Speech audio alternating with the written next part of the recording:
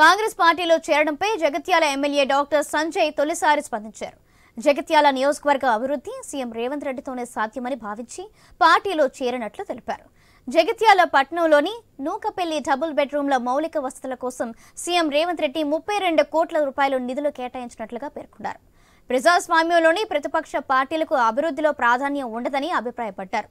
కవిత ప్రోత్సాహంతోనే రాజకీయాల్లోకి వచ్చానన్న ఆయన తనకు బీఆర్ఎస్ ను వేయటం బాధగా ఉందని చెప్పారు. తనకు నిందించిన వాళ్లంతా ఆత్మవిమర్శ చేసుకోవాలని సూచించారు. ఎమ్మెల్సీ జీవన్ రెడ్డికి సమాచారం ఇవ్వడంతో లోపం జరిగిందని, ఆయనతో కలిసి పనిచేస్తానని వెల్లడించారు సంజయ్. అభివృద్ధి సమర్థవంతంగా చేయాలంటే గౌరవ ముఖ్యమంత్రి రేవంత్ రెడ్డి గారితో కలిసి పనిచేస్తేనే సాధ్యమవుతుందని అనిపించింది. ప్రజాస్వామ్యంలో అందరూ తెలుసు ఇంత అధికార పార్టీకి అవకాశాలు ఎక్కువ ఉంటాయి.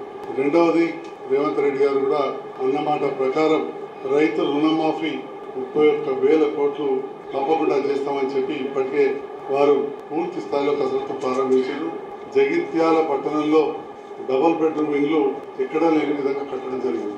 ఇతర పార్టీ వాళ్ళు గెలిచిన తర్వాత బీఆర్ఎస్ టీఆర్ఎస్ ప్రభుత్వంతో కలిసి పనిచేసిన ఆనవాయితీలు లేవా? ఆర్థికంగా చూసుకుంటే నాకున్న బతుకు ఒక 50 కుటుంబాలు సాధగలుగుతాను.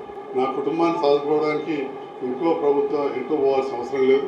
నేనే ఒక 50 కుటుంబాలు, మా ఉన్నొక్క అమ్మాయి, మా అల్లుడి కుటుంబం ఇంకో 50 కుటుంబాలను సాధే అంత